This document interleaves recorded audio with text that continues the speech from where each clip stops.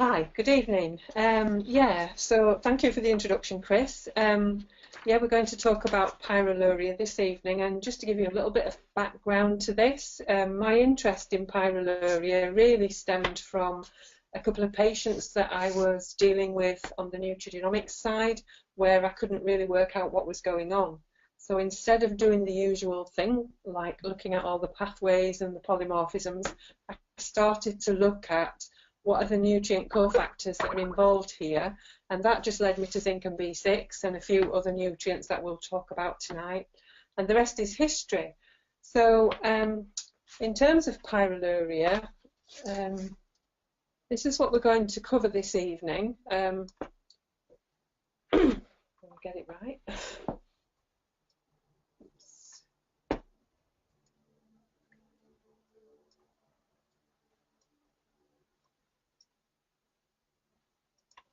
Okay, so now I'm sorted. This is the overview. We're going to have a look at the background to pyroluria, which groups might be more affected by it, some of the signs and symptoms, and there are quite a lot. Going to look at the triad of symptoms and conditions that I particularly see in my clinical practice, and then we're going to go through some possible solutions, the ethics and safety side of it, and then I'm going to complete tonight with a case study, so hopefully you'll be able to go away and put this into practice. So it all started, I guess, with dear old Carl Pfeiffer, whose name will always be on our lips. And Carl was quite interesting in the fact that he was the pioneer of orthomolecular psychiatry. He was working with schizophrenics in the 1950s, and he never believed schizophrenia was confined to the brain, which was interesting in itself. He looked at schizophrenia as a triad of impairments, if you like, and he was first to look at it holistically. So what he saw was this triad of psychiatric symptoms alongside physical symptoms, and then nutrition deficits. So what is Pyrrole disorder? Well, basically it's a genetic blood disorder or a chemical imbalance involving an abnormality in hemoglobin synthesis. Hemoglobin is a protein in the body that holds iron in the red cells. During production of hemoglobin, there's a seemingly harmless byproduct created called cryptopyrroles, or what now is more specifically and probably more accurately known as hydroxyhemopyrrolin 2,1. I'm going to refer to that as HPL because I can't say that word all night.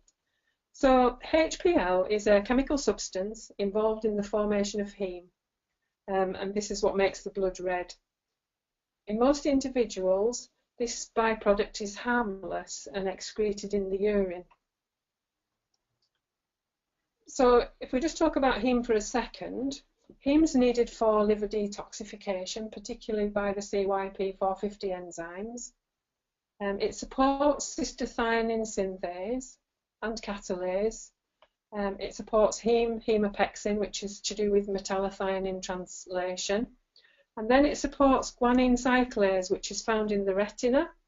This modulates the photoreceptors in the rods and cones. Guanine cyclase is controlled by levels of intracellular calcium. And it's really important because of its action. It's really important in the field of vision and visual perception. So quite important for autism spectrum disorders, and of course that's one of my key things. It's important for sulfite reductase, nitric oxide synthase, and pyrrolase. HPU patients tend to lose these supraphysiologic amounts of zinc, B6, biotin and manganese in the urine. In pyroluria, the HPL levels multiply too rapidly, and then they systematically bind to the receptor sites for zinc and B6. Cryptopyrroles specifically seek out aldehydes to bind to, and in this case, pyridoxine or B6. This creates further damage by attaching itself to zinc, forming a complex that's then eliminated in the urine. The result is this major deficiency in B6 and zinc particularly, and then resulting from that is a wide range of mental and physical symptoms. The extent of these deficits are so large they can't be corrected or counteracted by the levels of zinc and B6 in foods. So we identify the condition by something called the MORV factor. And the MORV factor is particularly, there's a clear relationship between elevated urinary HPL levels and psychiatric symptoms. The MORV factor was identified by Hoffer and his team, and this paper from Woody et al. Talks about what percentage MORV factor is found in certain subsets of the population. So in the non-psychotic psychiatric patients, Woody found it in 25% of that population. In chronic schizophrenics, he found it in 50%. In acute onset schizophrenia, 75%, so the numbers are climbing. And in controls, nothing. He used high-dose niacinamide, which he found corrected the MORV.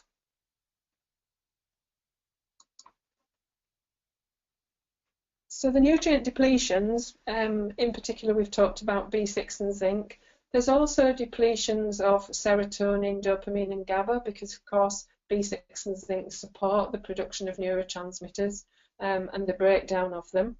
There's a depletion of reduced glutathione, metallothionein, cysteine, superoxide dismutase and catalase. So you can already see that down the superoxide dismutase pathway, nitric oxide, there's going to be problems there. Supplements of B6 and zinc may in fact normalise Pyrrole levels, and this can result in elimination of the symptoms and the need for psychiatric medication. I also find in clinical practice that I also see depletions in sulfate metabolism or sulfite to sulfate conversion, even if the SUOX enzyme is not genetically altered.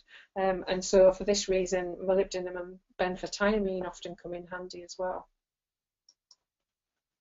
Other indicators for the condition might be fatty acid imbalances, and that's because, of course, the delta-6 desaturase enzyme supports the conversion, is supported by B6 and zinc, and this helps the conversion of fatty acids from their raw state to EPA, DHA, which are the things we need to supplement.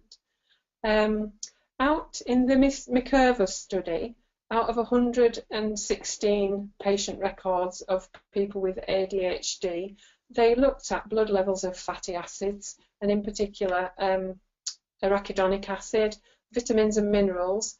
Their outcome measures were hair analysis of heavy metals and urinary pyrroles. They also looked at nutritional interventions, and in particular the use of minerals, vitamins, omega-3s, omega-6, flavonoids, probiotics and chelation therapies. And the outcome measures here were serum fatty acid analysis, and the minerals, normal and toxic, vitamins in serum, and pyrroles in urine. They found a high predominance of below normal DHA, EPA and GLA, a high incidence of arachidonic acid to EPA and omega-6 to 3 ratios were not very good.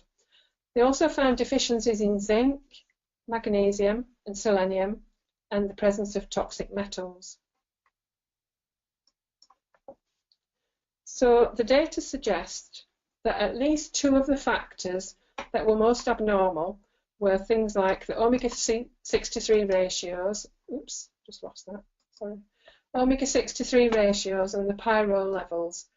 And they can in fact improve in subjects undergoing a regimen with nutrient supplementations.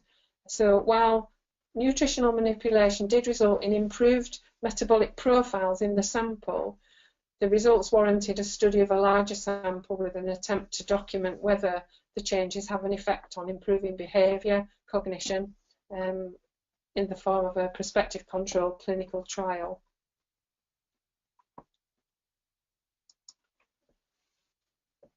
So some common laboratory abnormalities include high low-density lipoprotein and low high-density lipoproteins, low normal alkaline phosphatase,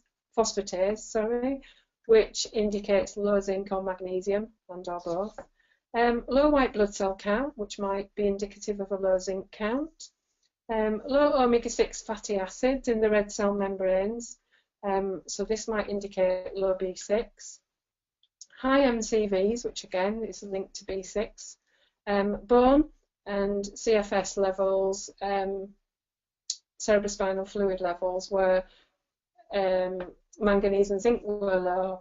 And in bone biopsies, they found severe zinc, manganese, calcium, magnesium and molybdenum deficiencies. P5P, of course, is needed for zinc, manganese, magnesium and chromium absorption. So there's problems with blood sugar imbalance as well. And then the P5P helps to produce niacin from tryptophan.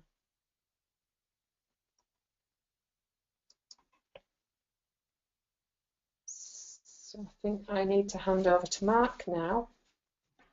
Okay, hi everyone. I'm Mark Howard, the lab manager at Biolab. I'm sure many of you know Biolab, but for those of you who don't, we're a specialist biochemistry lab, and cryptopyrrole is one of the tests of many that we offer. So what I'm going to cover tonight is a quick introduction to Biolab. I'll talk about the sample requirements for cryptopyrrole measurements.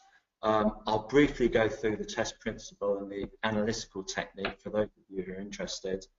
I'll discuss how we allow for the urine concentration, which clearly affects the results, and then we'll look at some examples of results and discuss how we think they should be interpreted.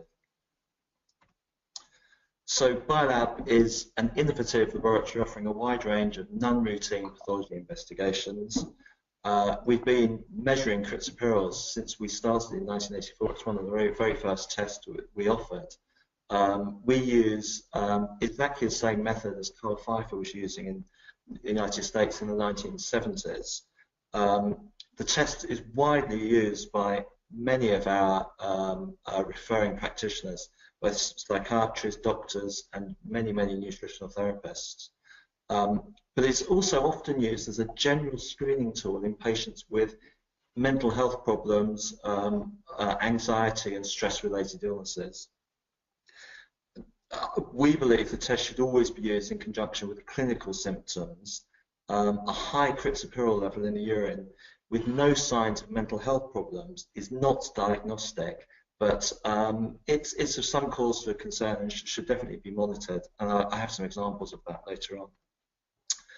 In terms of the sample requirements, it's pretty straightforward. We just need a random midstream urine specimen. The time of the day hasn't proved significant in our experience. Different papers say different things. Some people say an early morning urine sample because that's likely to be the most concentrated and the highest level.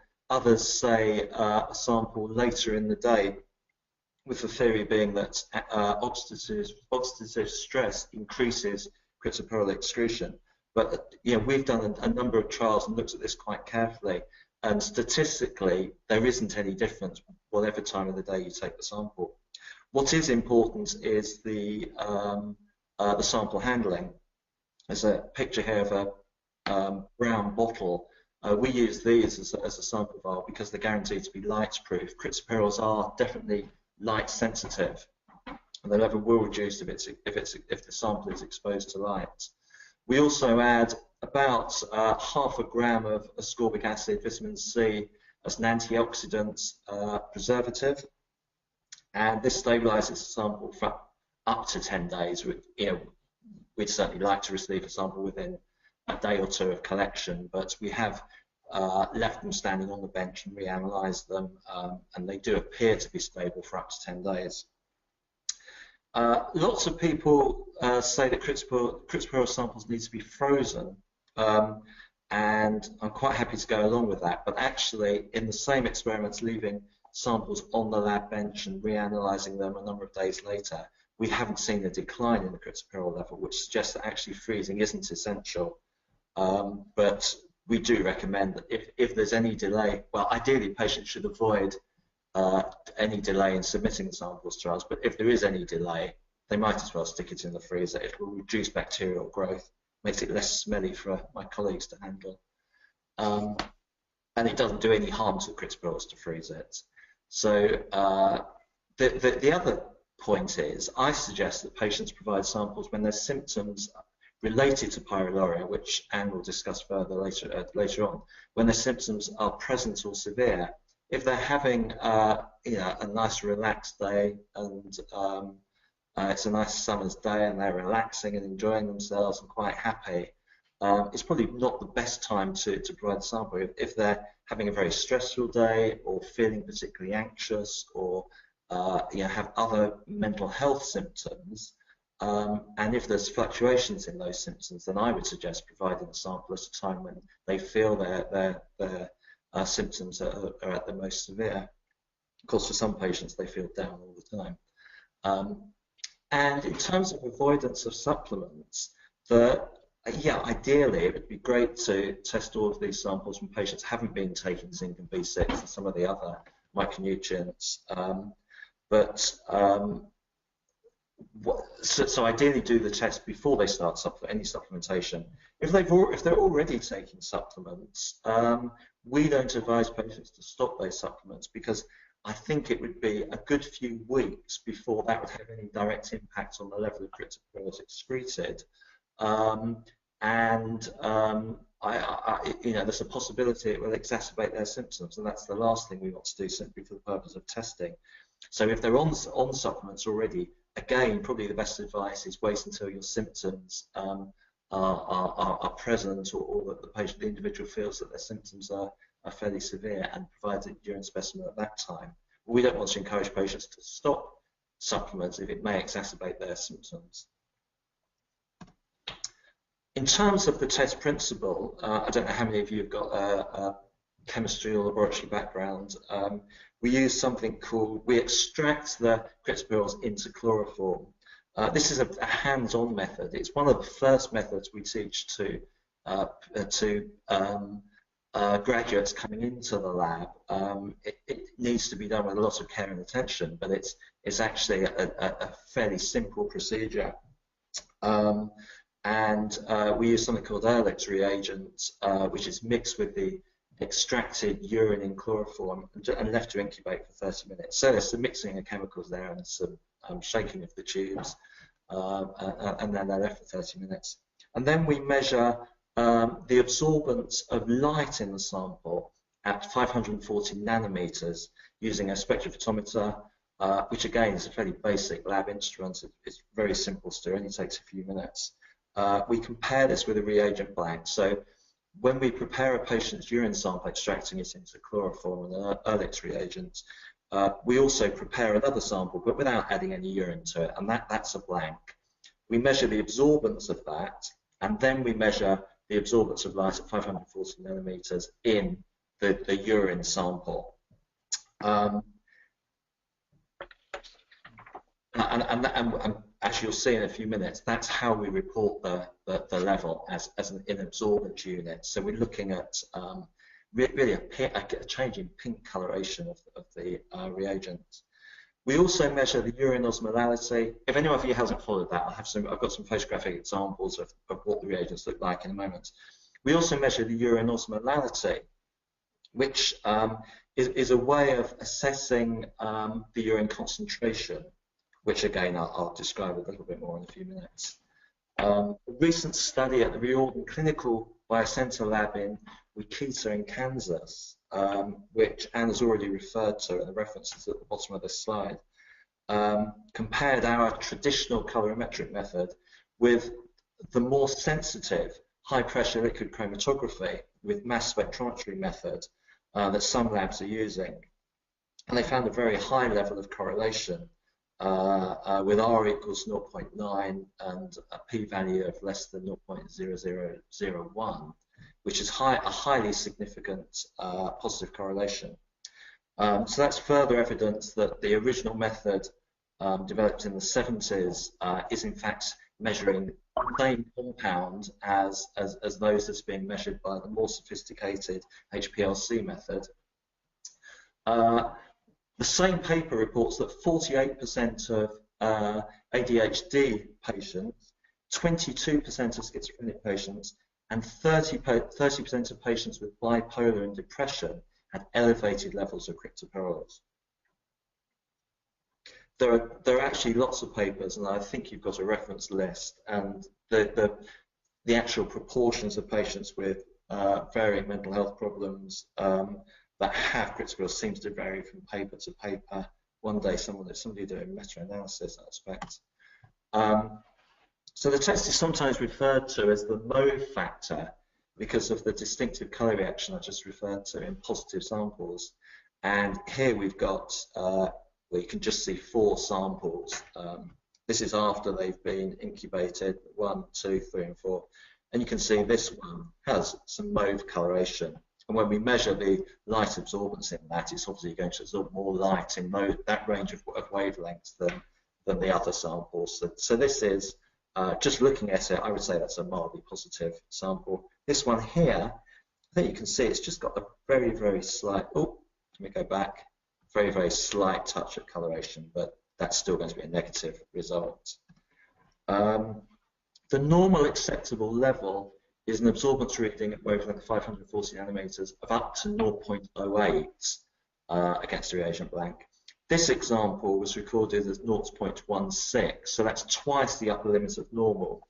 And as you can see, it has a highly distinctive mauve coloration. And I think from that you can understand why it's called the mauve factor. So osmolality is a test that measures the concentration of all chemical particles found in the fluid part of urine. It's actually mainly proteins. We measure this in order to correct the cryptopyrrole result for the concentration of the urine. So if somebody drank a pint of water and then produced a urine sample, as you can imagine, half an hour later, as you can imagine, any cryptopyrroles in that urine is going to be diluted down.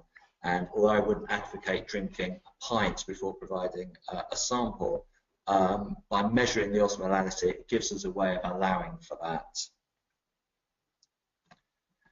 I'm just going to look at a few example results now, just to give you a feel for the results that we report. This is the absorbance in the reagent, or in the incubated reagent, just measured straight without any corrections, and it's on this particular patient, which is a perfectly normal result, it's 0.02 units. We say anything up to 0.08 is negative, and then we corrected the urine for the osmolality to allow for the concentration of the urine, and if on this occasion the result came up very slightly, so it's 0.03. The corrected result is still compared to this reference interval. So again, at either of these results, we're looking for something ideally well below 0.08.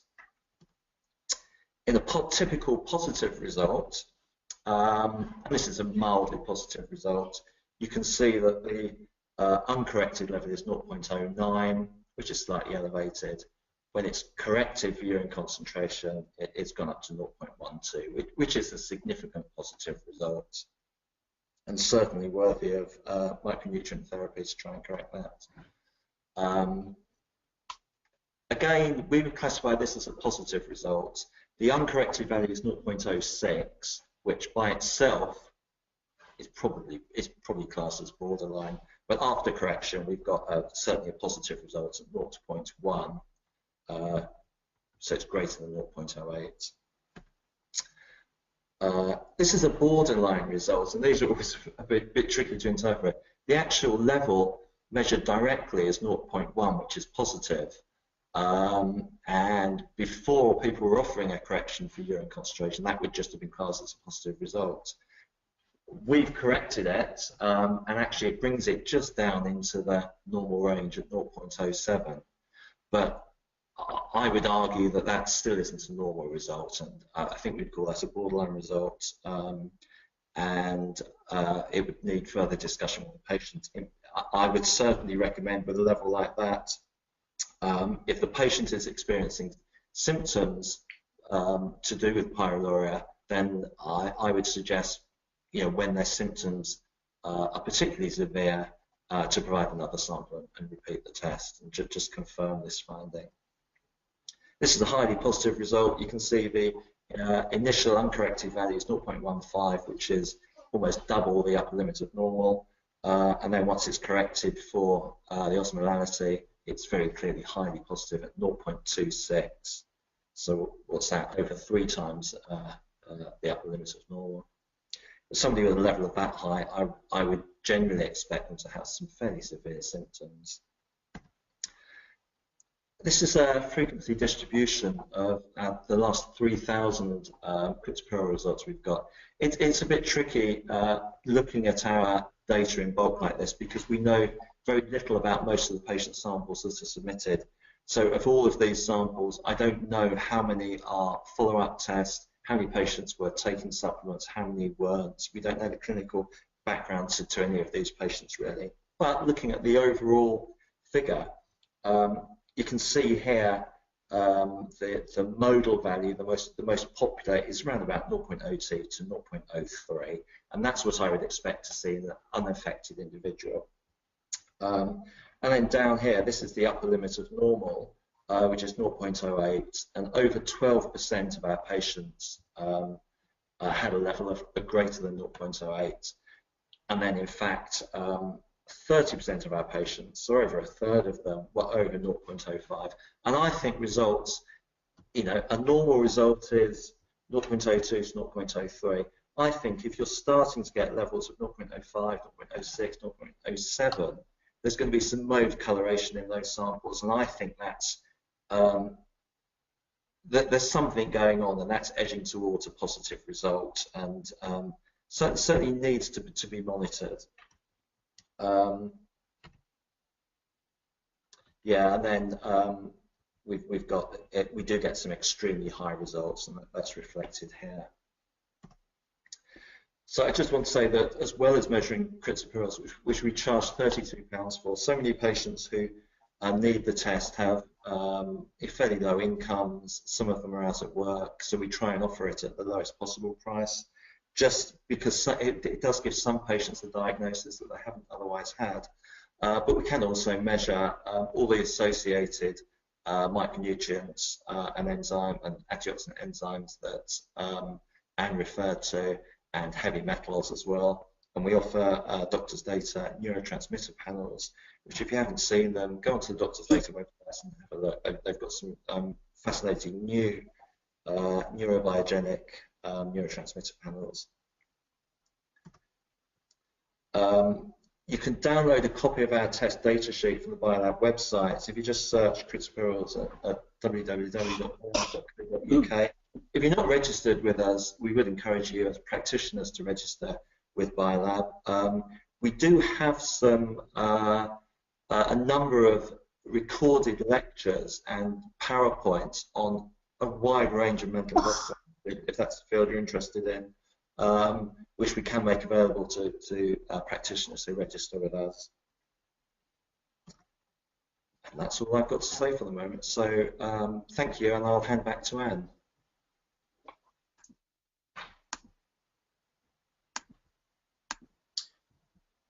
Hi Mark, can you hear me? Yes. Cool, brilliant, thank you for that. That came across really well, by the way, just in case you were concerned about the technology again. I've just got a few very short questions, hopefully. So you've explained how you have got this, cost-effective test, which is brilliant. I've got a question from Glyn Blackett saying, sorry if you covered this and I zoned out, what's the basis for the 0.08 limit? Is that based on anything specific? It's based on Carl Pfeiffer's original work.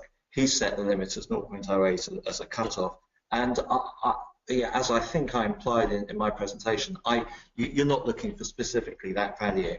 You can't say somebody at 0.07 definitely doesn't have it and somebody at 0.09 definitely does. It's not that clear cut, and perhaps I didn't emphasize enough the cryptopyrrole results need, and I'm sure Anne will emphasize this, need to be taken in view of the patient's symptoms. If they've got no mental health symptoms at all, they cope with stress really well, they're happy people, they're not anxious, they never experience any anxiety, and they've got very high cryptopyrrole as a result, maybe check their zinc and B6, but I don't think there's too much to worry about there.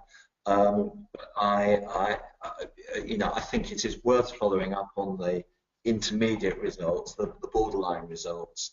The other really interesting thing is I've spoken to lots and lots of patients who've had elevated cryptopyrroles, and if you ask about their family background, you very often find, surprisingly how often you find, that they had a parent or an uncle or an aunt or a grandparent who was severely mentally ill for their entire life, and there may have been some suicides in the family as well. It's really quite tragic, and it does make you wonder if they were undiagnosed, if they had undiagnosed pyroluria, which is very likely because we do know there's a genetic disposition to it. Perhaps, I don't know if Anne wants to comment on that, but it's a worthwhile question to ask in positive results, because lots of families do go on and just screen siblings or brothers or their children or their brothers or sisters. Yeah. So as you said, I think at the beginning as well, it's putting the result in context anyway, and there's no, hard or fast rules with the numbers necessarily. As with all laboratory tests. Yeah. Okay. Yeah, I would reiterate what Mark just said there in answer to the question. I see quite a lot of Pyrrole patients. I'm getting quite paranoid actually that the whole world might be Pyrrole, but there you go. Yeah, because he said about family histories and looking more into the family, and I often find if we diagnose one, then there'll be a few of family members that come along. So not only is my clinic full of people who find themselves through people like Trudy Scott, I then end up with all their family. Quite often there's someone in their skeleton closet that has committed suicide or attempted suicide, and that's quite a classic. I also see people who may not necessarily look as if they have a mental health disorder, and on the first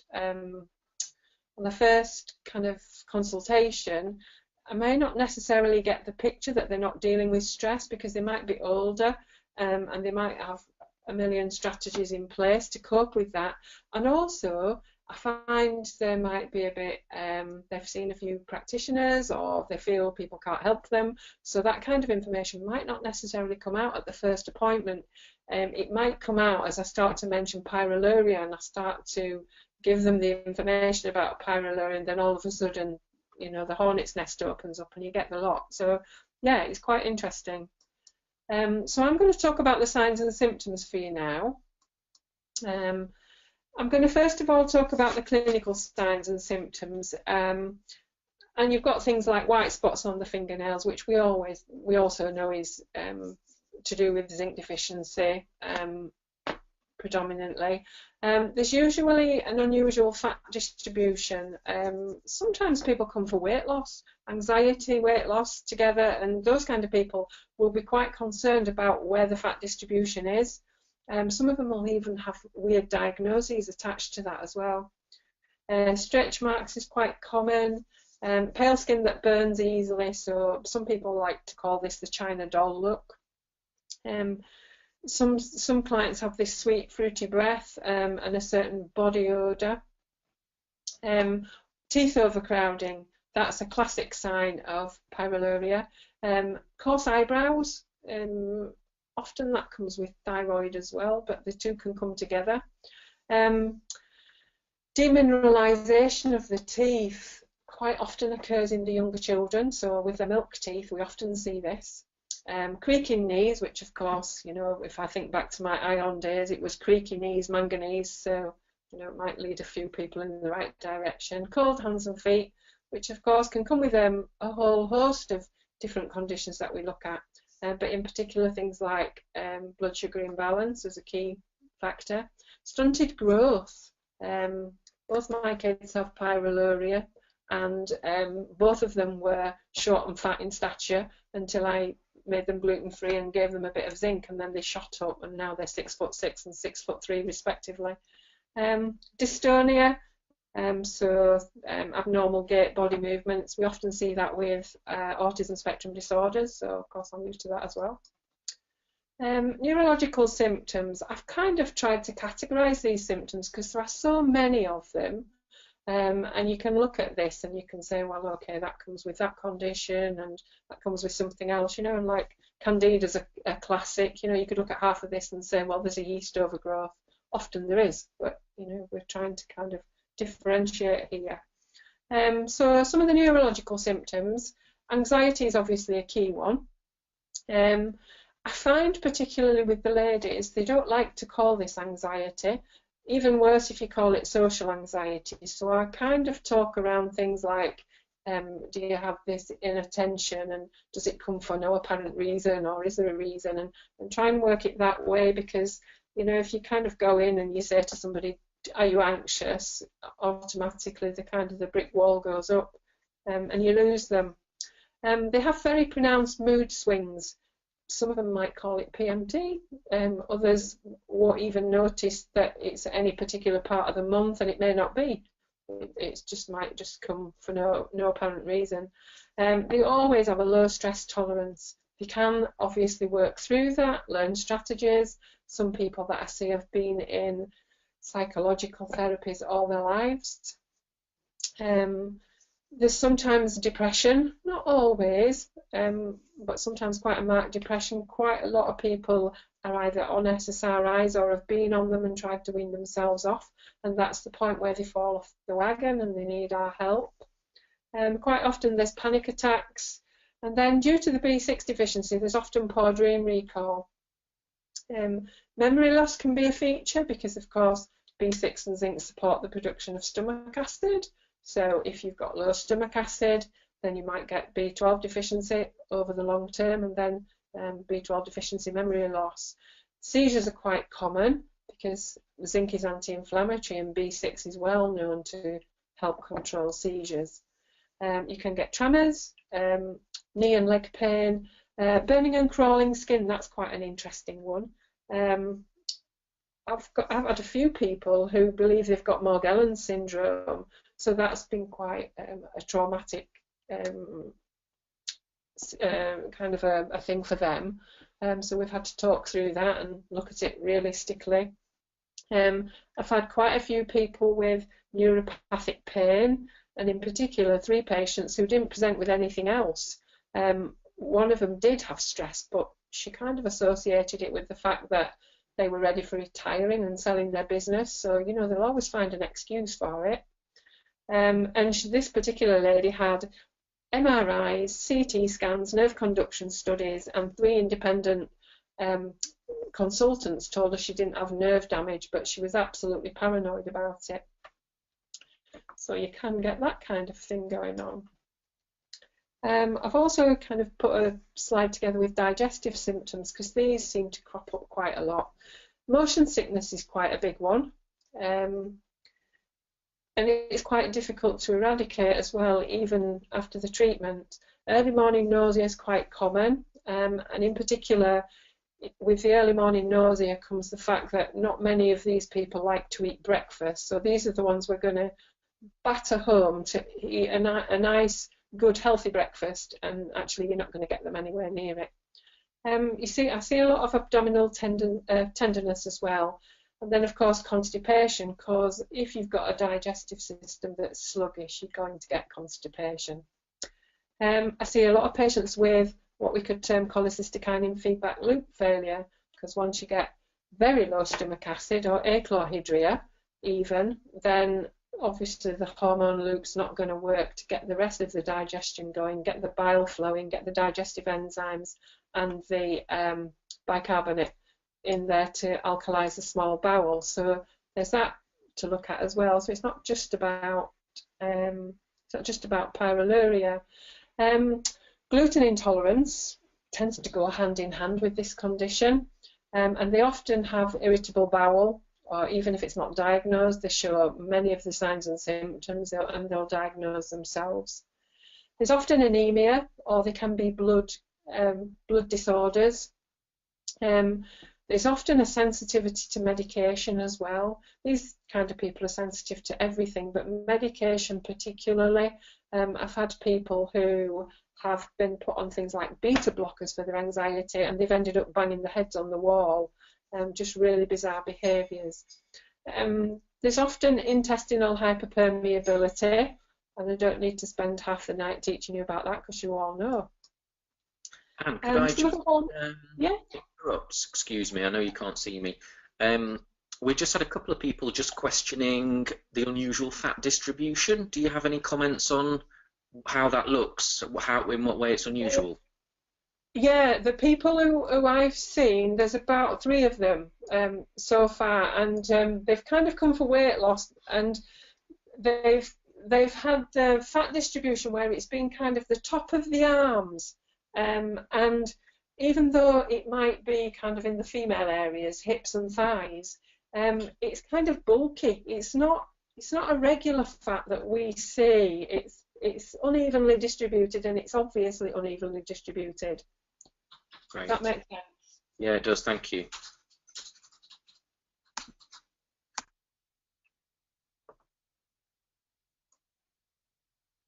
Okay, so if I go back to hormonal symptoms, then some of the things you might see are acne. And in these people, quite often acne is kind of endless. Even after the age, you'd expect acne to recede. A lot of them have had the Roaccutane and stuff like that as treatment. Often see irregular menses, and sometimes even see amenorrhea, because some of them lose weight quite rapidly because of the difficulties with eating, because some of them become orthorexic, or I wouldn't say anorexic, but get really picky about their food. And so the menses stop, and then as soon as we start the treatment, they get a shock when the menses come back, because that comes back quite quickly. You might see impotence in males. None of mine have actually owned up to that yet, so I don't know. I can't tell you. But often infertility is part of the package as well. Menopausal symptoms seem to be really bad. And then these people always seem to have a poor response to HRT as well. Sometimes there's delayed onset of puberty in the children, and there's absolutely always dysglycemia. I don't think I've seen one yet that I haven't had to correct that as well. And with nutrients, it's not enough to do it with the food. So some of the behavioural and mood symptoms we might come across, they'll openly say they have anger, temper outbursts, and in the early days of treatment that might exacerbate. So that's one of the things I look really closely at while I'm monitoring them. They often have social withdrawal, and they're very aware of that as well. And Judy Scott calls this a social anxiety situation, or social anxiety disorder. I find even though that people might be socially withdrawn, they don't actually like that terminology, so they get really upset about that. So I try and kind of worm away from that a little bit. A lot of them have recognised maybe not full suicidal tendencies, but they've thought about suicide, and it may not have been precipitated by anything in particular. They can't think of a trigger. It's just the mood just goes. There's always a bit of pessimism. A lot of pessimism. I mentioned paranoia before. They're quite paranoid with initially with the person that they're working with, particularly if you don't understand pyroluria. It's always helpful if you've done your own cryptopyrrole test and yours is positive, because you know you can really kind of link in with them and understand what they're saying. They always have this severe inattention, and that's a thing that you can talk to them about, because that is something they will relate to. Very often there's insomnia, not always. Some people just sleep, well they can sleep on a clothesline basically, and that's what they'll say. Some people report things like delusional situations, or this loss of reality, and restless legs seems to be a really common symptom as well. Forsgren, in his paper, he talks a lot about the types of syndromes or conditions that we might see elevated cryptopyrroles in, and he's got quite a list here. He's talking about ADHD, alcoholism, autism, bipolar or manic depression, criminal behaviour even, Down syndrome, he's seen it in them, epilepsy, obviously we've talked about it before, heavy metal toxicity, learning disabilities. I must admit, nearly, I think all my children that come through with any kind of learning disability, I always check them for pyrroles. It's my first thing now. Lyme disease, now that's interesting because Klinghart has a lovely YouTube video where he talks about Lyme disease in depth, and he says with everyone with Lyme disease, pyroluria is underpinning it. So that's quite interesting.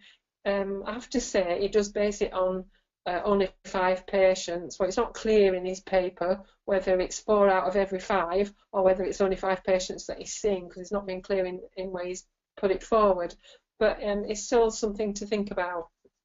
Multiple sclerosis, those people seem to have quite a high percentage. Parkinson's, schizophrenia we know about because that's way back to Hoffer's days again. And people who abuse substances. So there's quite a wide range of possible conditions there where you might think pyrroles before you do anything else. So what about the triggers? Well, we've talked about it being a familial condition, and some of the causes might be poor genetics, such as familial alcoholism. Environmental toxicity comes up quite regularly. It can be induced by childhood trauma or chronic infection in early life, and I think what's quite interesting here is Nikki Gratrix is doing a lot of work at the minute on adverse childhood events, and what she's uncovering there is quite interesting. A few of us are nest practitioners, so we use the scanner to look at things like this, and then we can work with that and do therapies to help to address those events. Trauma is another possibility. Some people with pyroluria, the whole trajectory on life and the elevated cryptopyrroles have been triggered by a traumatic incident, such as simply the death of a loved one, parental divorce, moving away to college. Quite a lot of late teens develop or seem to develop pyroluria as they go to university or sort of at the 2nd or 3rd year, and then kind of drop out and lose their place. The disorder is highly aggravated by prolonged stress, for instance during injuries or oxidative stress or chronic or debilitating illness. And the Makova, I think it was Makova, who is now kind of terming this condition a condition of exhaustive oxidative stress.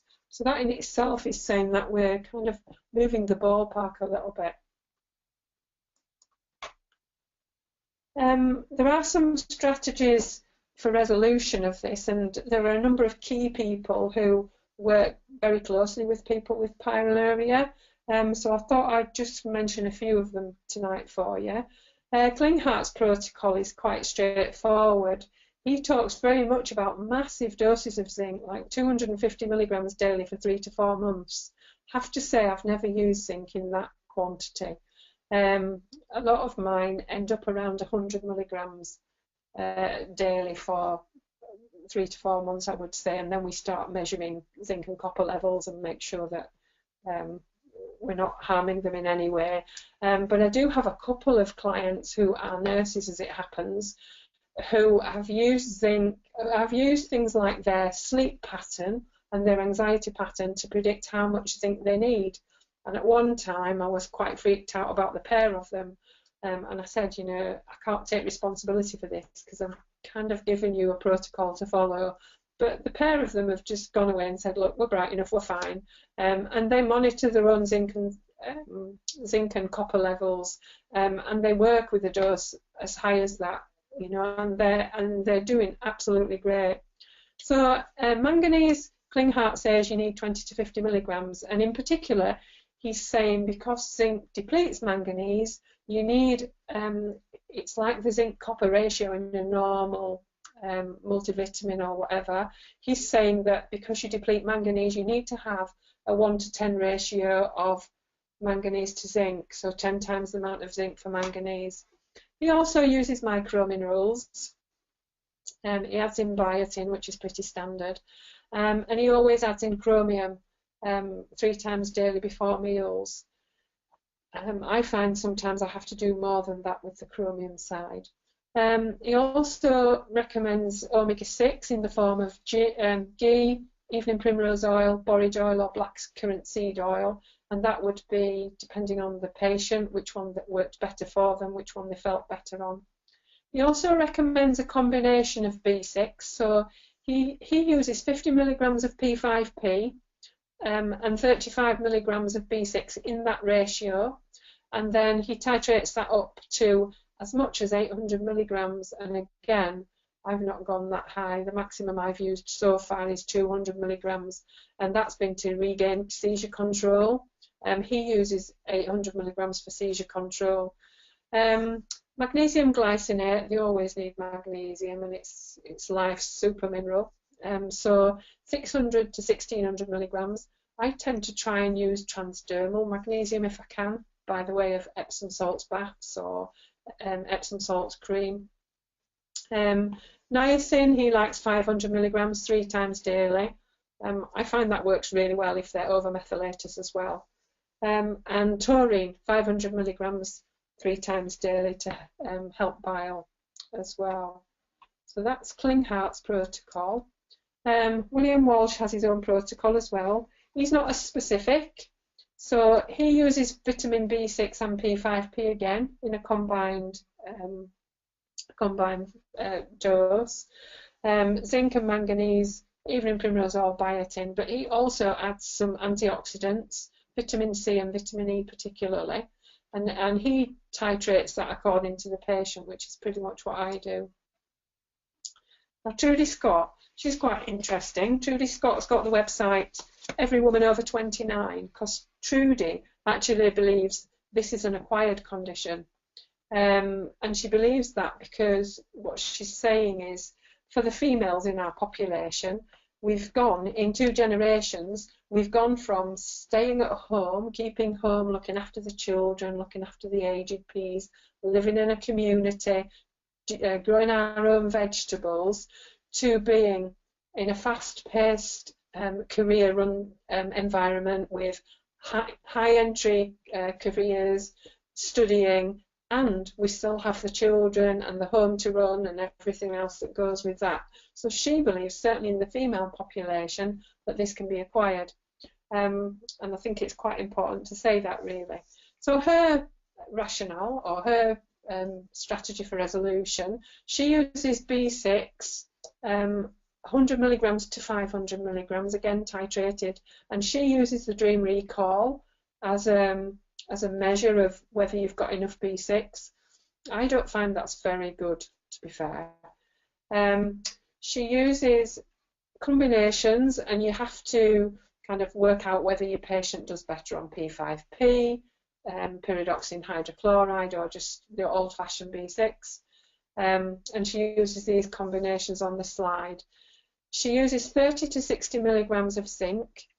Sometimes she goes up to 90.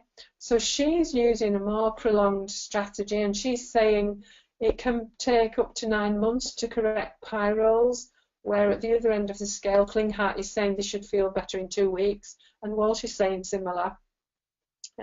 She also gives EPO in the form of borage oil, generally speaking, and then she's included some antioxidants as well. She also includes iron where indicated, because of course we're talking about heme processing here.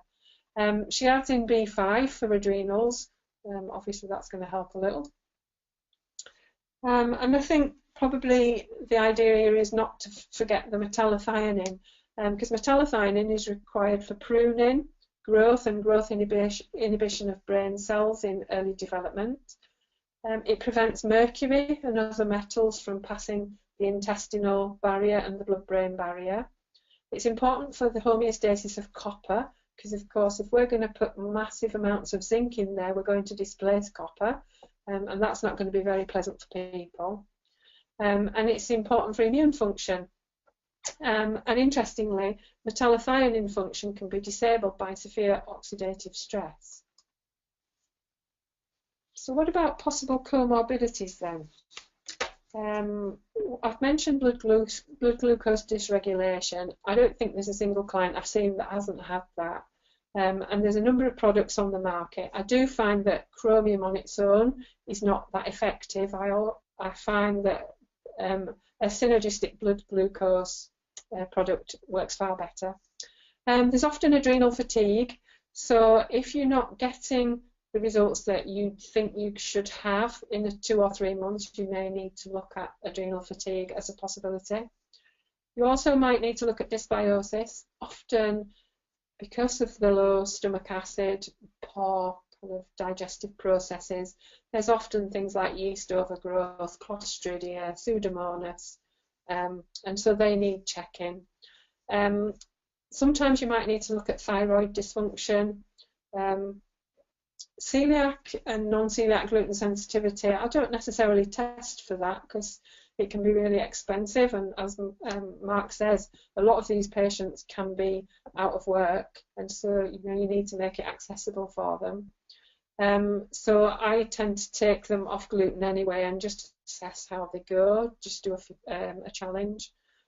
I also look for cholecystokinin feedback loop abnormalities, so I'm looking at, I have my own algorithm which I've got in my own digestive book, and so I start right from the top and I look at, have we got hypochlorhydria, achlorhydria, is there a knock-on effect of that in the production of digestive enzymes, etc., and bile flow, and if you can't, and sometimes you can do a CDSA obviously, or the GIFX to give you that information, but often if they're out of work, you've got to do it yourself, so it's questioning around that to see what's going on there. There's a few cautions I'd like to add to what other people have said, because I've kind of been working with this quite a while now. I think there's a need particularly to understand the transsulfuration pathway, which is why I've kind of put this here. I alluded to the fact earlier that I find with the SUOX enzyme, even if genetically it doesn't look like there's a polymorphism there, I still find I have to support that enzyme. And I think possibly what happens is when you put a lot of B6 and zinc into the mix, you open up this CBS enzyme here, you flood this system with toxins, and then it just puts pressure on all this lot down here. So when you get to that stage, you're getting into the pathological detoxifier stage. So I often find that I do have to support this.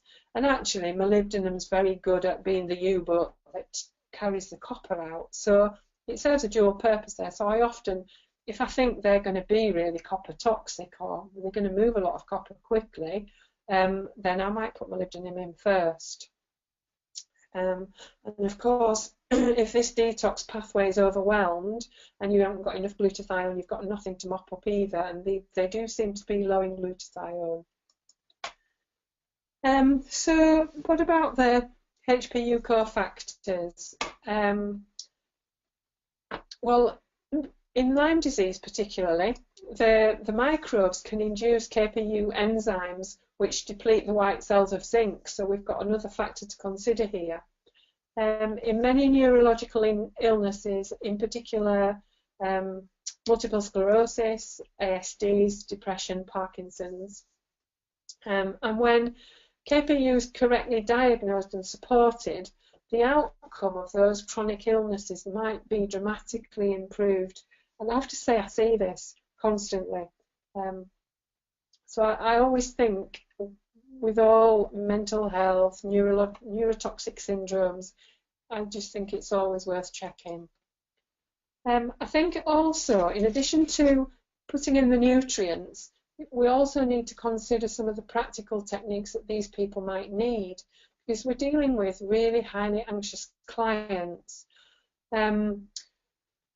I think you always should test, because some of the difficulties I've run in previous, kind of in earlier times when I didn't test everyone, was because they can be a bit paranoid. If you don't have a positive test and you start doing things like following Trudy Scott's questionnaire, because I know Trudy Scott doesn't test anymore. If you follow her guidelines and you do it from her questionnaire, you start a program, and you might give too much B6 too quickly, or you might give too much zinc too quickly, and you wouldn't know that necessarily. But then the patient falls over. We've all had them. None of us are unique in that.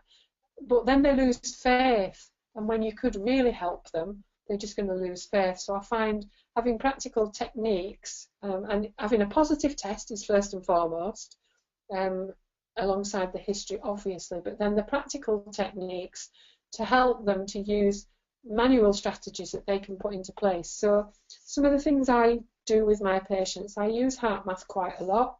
I just have it on my iPad, and while I'm doing the consultation, I'm teaching them to use it, and they can go and buy it themselves fairly cheaply. I also use Ness Health, because I use that as a scanner to look at adverse childhood events or emotions that are blocking meridian pathways, that kind of thing, and that's quite good. Some of them respond really well to guided imagery, so getting them to think differently about things. Essential oils can be a real bonus. Acupuncture I find really good for these people. Emotion freedom techniques, or tapping techniques, and of course our old favourite, laughter. And we've got some studies there that kind of back up what we're saying here. I think there's a huge safety issue with pyroluria as well. It's not just about B6 and zinc. I don't think there's a standard protocol. I think you've got to be really careful what you're doing here, and you've got to start slow. And I believe you've really got to be mindful of the fact that these people need constant support, not a monthly visit. So for my patients, what I do is, instead of seeing them once a month, I see them once. I'll give them either a Skype call or a telephone call once a week, and we have it on a scheduled day. And instead of having an hour every month, we have 15 minutes a week, just to make sure they're okay, just to make sure they're moving on with the program, see if they've got any issues, you know, the general stuff. But more importantly, to move the program on, because I don't like to put big doses of anything in. It kind of unnerves me. So, and I think they really appreciate that hand-holding bit. It doesn't have to be forever. You know, the first month, once they get used to titrating their own B6 and zinc, with your guidance, they're absolutely fine. I think you have to understand detoxification, and in particular transsulfuration, because of the impact on that system.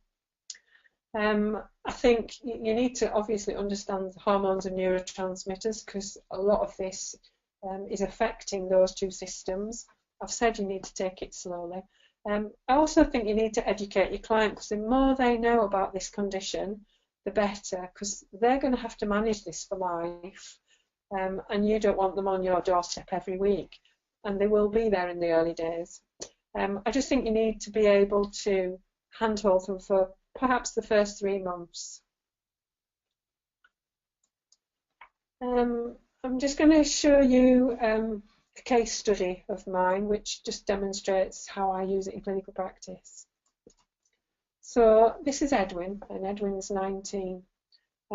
Edwin's quite sad, actually, because Edwin was diagnosed with an autism spectrum disorder, high-functioning autism, as it happens. They're not sure whether he's Asperger's or high-functioning autism. Not that that matters now, because we have DSM-5 criteria, which loops everybody in the same band. He also had a bit of ADD.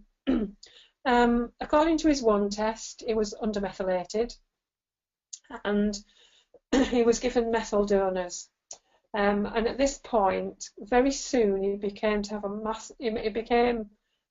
he just had a massive decline in both his ability, his energy, and his mental health. And this guy went from being in mainstream college, heading for a career in IT, to almost being sectioned. His mother just saved him from being sectioned. He's now in special education provision. He presents as really anxious and depressed. He won't eat breakfast and he won't eat dinner. He's got absolutely no mojo, and he's on a number of psychotics and SSRIs.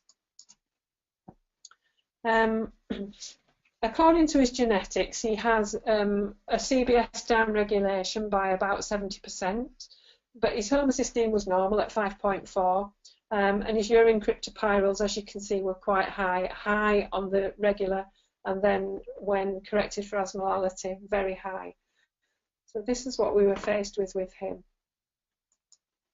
My approach with him was first to put in the molybdenum, because I thought we'd have a lot of copper shifting there, bearing in mind his psychiatric history and also kind of his health status generally.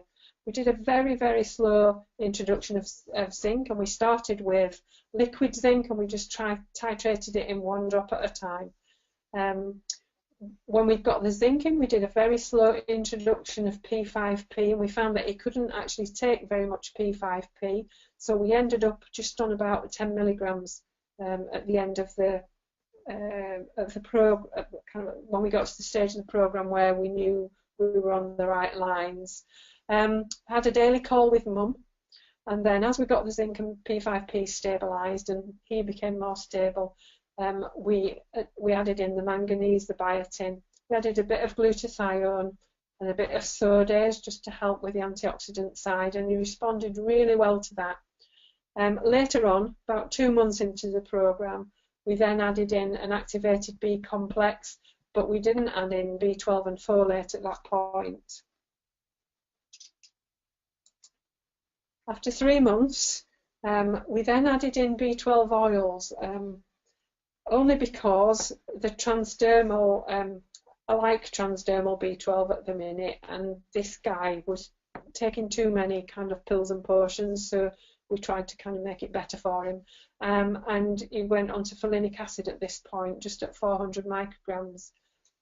6 months on, we're now working with a psychiatrist who, to be fair, has been excellent throughout, and we're now trying to reduce his antipsychotics and SSRIs. And I guess the moral of the story is we're all individuals here. So, you know, what I'm trying to say is don't look at a protocol and just go and follow that protocol, because I believe protocols are old hat now. And I hope this has demonstrated to you that, you know, people are individual and there are lots of approaches. There's a kind of a common theme, but I think at the end of the day, we've really got to listen to the patient and do what's right for them. So if you want to learn more, we actually run a Pyroluria Day, which is related to nutrigenomics as part of Gene Snippers. So you can come and see us there if you'd like to know more, but I hope this has given you food for thought.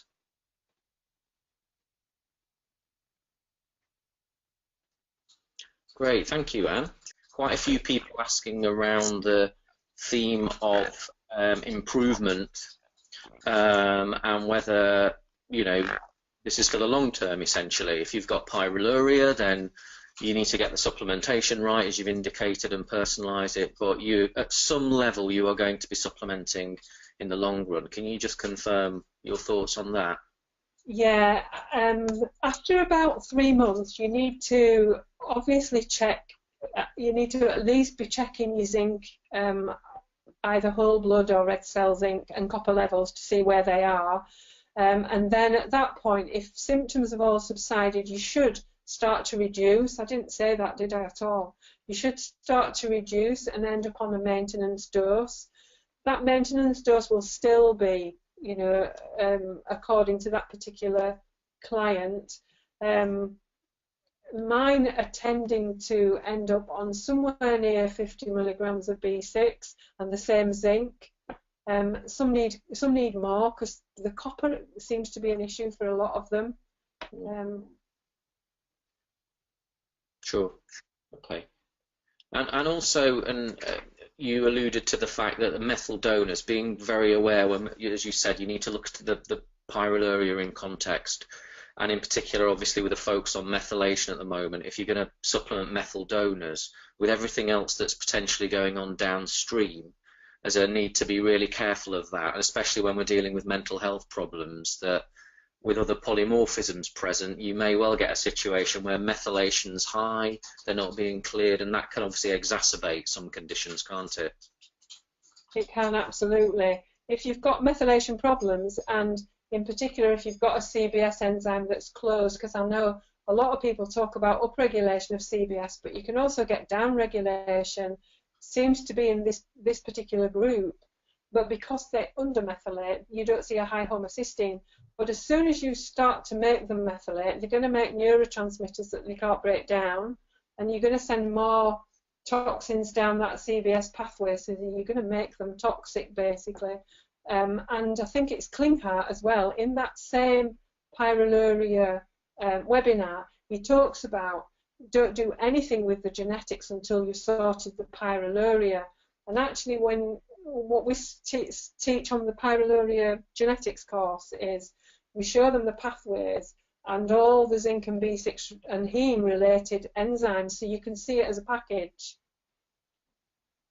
Yeah, sure. Yeah, you kind of have to work from the outside in, if that makes sense. Yeah, absolutely. And then some of the other conditions that you mentioned or alluded to, and a couple of people have mentioned, there's polycystic ovaries, and you mentioned that there's a link with pyroluria and blood glucose dysregulation. So I'd imagine it could be a complicating factor in PCOS and metabolic syndrome and those kinds of things. Yeah, I think there's some papers linking it to metabolic syndrome.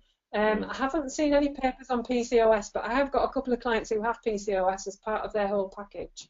Yeah, absolutely. And also, you mentioned, I think, MS and epilepsy, and one of our delegates said, you know, obviously, if pyroluria is part of their clinical picture, then improving the pyroluria will have a clinical impact on those conditions and help to hopefully reduce some of the symptoms. With reference to the epilepsy, if it's a GABA-related epilepsy, then the B6 and zinc can actually get you off medication. And Walsh has written quite a lot about that. I'm not sure if it's in his book, but he's written some papers, particularly on epilepsy and B6. So with that, definitely. I don't know how much resolution you'd get from MS. Yeah. Because I tend not to get MS patients. And there'd be a lot more wider implications in terms of possibly other pathways in that, wouldn't there? Absolutely, yeah. I think with the MS, thinking about it logically, if you've got achlorhydria, you're going to have a B12 deficiency, aren't you? And B12 is very highly implicated in MS, so it might be indirect. Yeah, with myelination. Fantastic. Got a couple of other little questions to maybe pick off while we've got, because you've been fantastic at sticking to time, the pair of you. I think I've got one for Mark, if I can find it. Does the uncorrected cryptopyrrole figure tell us anything of use that's different to the corrected figure? Why do we not just use the corrected figure? I think in most cases you would use the corrected figure. However, if the uncorrected figure is high, or just remember about the mode factor.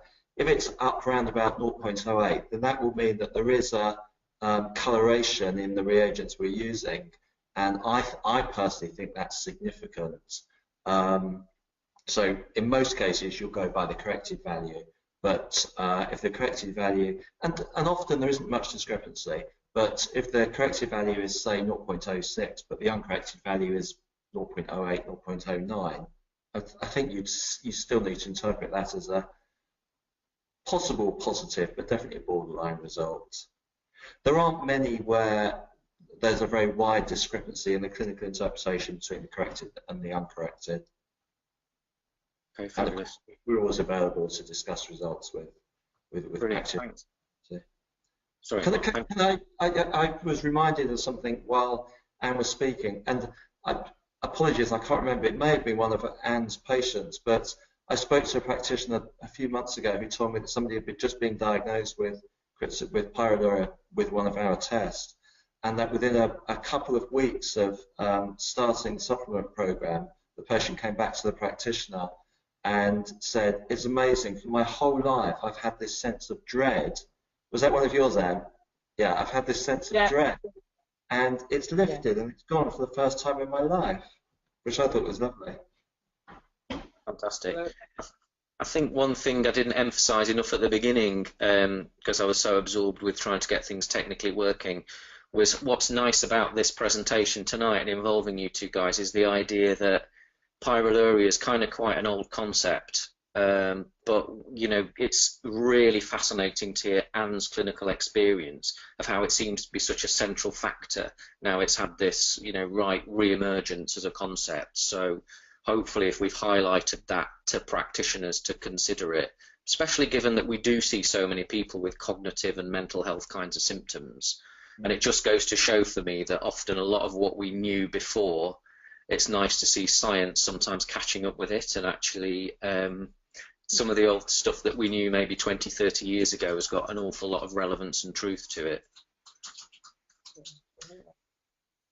Can I, if it's okay, I'm just going to take over, if that's all right with you two guys, just for a second, if I can do that. And I'm just going to run through a few products, because Anne, obviously, and Mark have been giving us a theoretical perspective. And for those of you who are interested in which Biocare products you might use with some of these patients, and in that context, it's probably worth just highlighting P5P complex, which is a Biocare product, and this is a really nice combination of B6 as pyridoxal 5-phosphate with magnesium and with zinc, and it's in a nice ratio, and it's very easy then to titrate, as Anne said, because one of the things that's important is that, you know, perhaps in slight contradiction to the Klinghardt stuff she looked at, is that you do need to be really, really careful and take people's individual responses into consideration, and you are potentially upregulating some pathways and creating blockages downstream. So P5P is a nice, cost-effective, simple way to start to deal with some of those deficiencies that are central in pyroluria. And similarly, on the other side, we have bioemulsion GLA, which is omega-6, and unusually in this condition, obviously, you have a problem with potentially GLA being deficient. And the bioemulsion GLA is really nice compared to standard GLA or evening primrose oil, in that it's really high strength because it's a liquid, and it's also an emulsion, so it's really well absorbed. So that's one to consider as well if you're working with Biocare products. And also, Anne talked about, in terms of really considering downstream the detoxification pathways for these people. We've got a couple of options there. Our CellGuard Forte, which is reduced glutathione and cofactors, and again, it can be really, really useful to work quite gently with someone on detoxification pathways, especially obviously the glutathione phase 2 pathway, especially if you're aware that they've got other polymorphisms maybe and issues in that area. And then the Nutrizor molybdenum, as Anne said, really critical. And what's interesting is this nutrient for me has had a real resurgence of interest because of nutrigenomics, and it seems to me that an awful lot of people with those CBS and SUOX type problems can really benefit from molybdenum supplementation. This is a liquid, so again, it's really, really easy to vary the dose and introduce it in a very staged way, as Anne suggests. And then we've also got, in terms of methylation, as a phase 2 detoxification process, but also as a process for supporting neurotransmitters, a range of different methyl products. We have our methyl multinutrient, which is a multivitamin and mineral containing methylfolate and methyl B12. It's in a 2-capsule form, so it's easy to stage the dose during the day or even just restrict someone to 1 capsule. What's important, as Anne alluded to earlier with methylation, especially if you're not working with nutrigenomics and you're unsure about the methylation status, is to be quite careful. It's very easy to get methylation wrong, and especially with these kinds of people, to create further problems because you're creating excesses in dopamine, excesses in serotonin, and imbalances that aren't maybe being detoxified downstream. So what we've created here, and by all means give our clinical nutrition team a ring if you want to know more, is a range of products so that you can really go steadily with methylation. The methyl multinutrient is a baseline product, if you like, but we have, and the methyl B complex, but we have these liquids as well. Nutrizor methyl Folgard, which is methyl B12 and methylfolate, 100 micrograms per drop. So it's really easy to gently support methylation and try and get the dose right, and also to change it during the day because it's a liquid that you can use really easily. And again, the Nutrizor methyl B complex, which is really delicate, safe levels of B vitamins, including the B12 and folate, for when you want to go gently. So one of the principles we have at Biocare is to try to make sure that you can support your patients at the right level and in the right way, because one size doesn't fit all, as we've already heard. So hopefully that's given you an overview of some potential Biocare products, which is my area of expertise, my tiny area of expertise in this process compared to Mark and Anne's.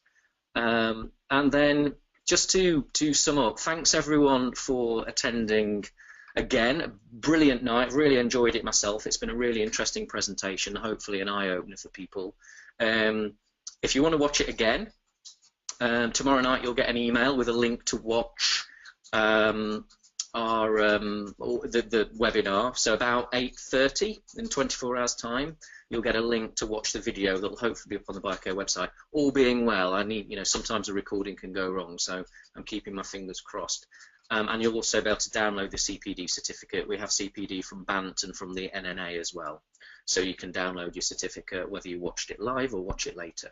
We've got another interesting event as well. I'd encourage people, by the way, to do Anne's course, the Gene Snippers course, which is brilliant. But also, if you want a one-day look at nutrigenomics, we've called it nutrigenomics in perspective, because what's important to me is that we put SNPs and polymorphisms in a wider system and environmental context. Then you can join us in London on the 17th of September, or for the North and the Midlands, Sheffield on the 23rd of September.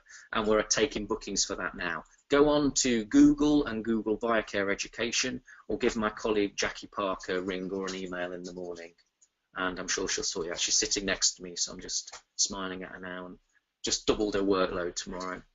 And then we have a brilliant presentation that Alessandro Ferretti is going to be doing as well, called Nervous Breakdown, one of my nice, wonderful titles. It's all about the nervous system and how it might break down or fall apart. And we're doing multiple dates in the UK and Ireland and going everywhere like we normally do. So again, the dates are there. Have a look, book in if you want to. Next webinar, don't know yet. It's the summer, I don't care. Andy Murray's Wimbledon champion. Everything's fantastic. I'm just going to relax for a few weeks and decide. We've got some great webinar plans, but I just haven't been specific yet. Chances are it'll be the end of September. And also, we've got a new Biocare catalogue, so in case you've not clocked that, the 2016 catalogue's been out for about 2 months. If you think you haven't had a copy, give our customer service a ring and we'll get one sorted for you. So the final thing is to just thank Anne Pemberton and Mark Howard again for a fantastic presentation. Been really nice to have you on board in this broadcast tonight. Have a happy, healthy summer, everyone, and enjoy, if we do get some sunshine, some more, enjoy it all, and we'll see you again at a Biocare webinar soon. Take care, everyone. Good night. Thanks. Bye. Bye.